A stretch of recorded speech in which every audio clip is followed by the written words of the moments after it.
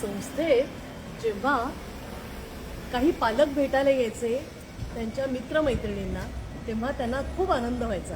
कारण ते आईवडील त्यांच्या मुलांना, म्हणजे संस्थेत राहणाऱ्या, अनाथ आश्रमात राहणाऱ्या मुलांना काही खाऊ आणायचे. आणि ते खाऊ आणत असताना जी अनाथ मुलं असायची ना, त्यांनाही ते खाऊ आणायचे. कारण ते त्यांचे मित्र होते, ते त्यांच्या मैत्रिणी त्यांच्या होत्या आणि ज्यांना कुटुंबाचा आधार होता. पण काही जण असे होते ना की जे अनाथच होते, पूर्णपणे अनाथ, की ज्या मुलांच्या बद्दल जर मी तुम्हाला सांगायचं झालं ना, तर आमचा विनायक विश्वकर्मा आणि त्याची बहीण पायल आणि त्याचा भाऊ असे तिघही जण, जे 7 वर्ष वयाचा असताना विनायक हा खरं तर त्यांच्या भावंडांमध्ये सगळ्यात मोठा.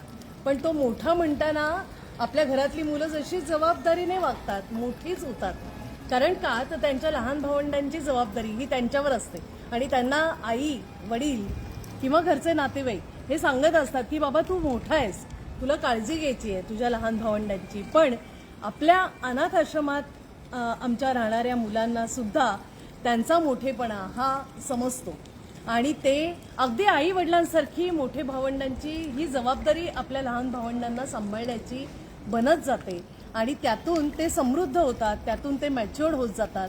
आणि कुठे माझ्या भावंडांना मी सुरक्षित ठेवू की जिथे माझ्या भावंडांना एक आनंद, प्रेम, माया हे सगळंच मला देता येईल, ह्याचा प्रत्येक मोठा भाऊ असलेला, बहीण असलेली, जे आमचे अनाथ मुलं आहेत, आमच्या अनाथ लेकी आहेत, अनाथ लेक आहेत, ह्या सगळ्यांचं जर दिनक्रम आणि जर जीवनक्रम ऐकला ना, तर हे नक्की काही गोष्टी समजतात, ज्या डोळ्यासमोर येतात, ज्या खरंच आपल्यासारख्या सुशिक्षित समाज, जो समाज हा वेगवेगळ्या विषयात आपण इतके डिस्टर्ब होत असतो, वेगवेगळ्या घडामोडी आपल्यासमोर घडतात, काही घटना घडतात, काही अशी परिस्थिती निर्माण होते की ज्याच्यात अगदी वाटतं की बापरे, लाईफ हे आमचंच का असं, हे जे सगळे प्रश्न पडतात ना, तेव्हा आमच्या अनाथ मुलांना जर तुम्ही भेटलात, जर त्यांच्याशी बोललात ना, तर मनातली ती निराशा ना, ती कधीच झटकून बाजूला होऊ शकते.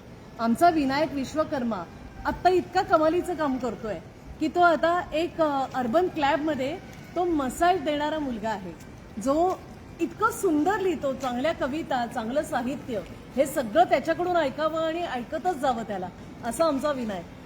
पण हे सगळं जे मिळालंय ना त्यांना, हे सगळं हे कुटुंबाबद्दलचा जो आपण म्हणतो ना, ज्याला की कुटुंबाची परिभाषा म्हणजे काय असते, ती खरं तर ही सगळी अनाथ मुलं जगली आहेत त्यांच्या आयुष्यात.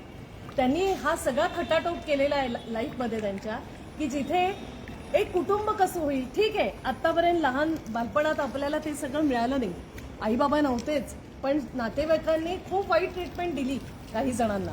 पण त्याच्यातून त्यांनी 18 वर्षानंतर एकत्र येत भावंडांना सांभाळत हा सगळा विषय पूर्ण जीवनाचा हा त्यांनी सांभाळलाय आणि एक प्रेम, माया, आपुलकी, जिव्हाळा, वात्सल्य आणि एक मजबूत आधार कुटुंबाचा हा सगळा देण्यात आमचा विनायक हा कमी पडत नाही. कारण तो घरचा एक मोठा भाऊ आहे आणि बोलतानाही तो अभिमानाने ही गोष्ट सांगतो. खूप गोष्टी ऐकण्यासारख्या आहेत, इतकी गोष्टी आहेत की ज्याच्याबद्दल आम्ही स्वनाथ फाउंडेशनकडून याबद्दल बोलतच राहू. पण आत्ता जो गणेशोत्सव आहे, ज्याच्यासाठी एक आनंदाचं आणि उत्साहाचं वातावरण सगळीकडे, त्यासाठी मी तुम्हाला सगळ्यांना खूप खूप शुभेच्छा देते. आणि आम्ही काही इंटरव्ह्यूज घेतलेले आहेत ना, त्याबद्दल आपण हळूहळू याबद्दल बोलत जाऊ. एक एक आमचा लेख, एक एक आमची लेख म्हणजे एक मोठी उदाहरणं समाजासाठी असणार आहेत, जी आदर्श बनून गेलेली, त्यांबद्दल बोलू. थँक्यू.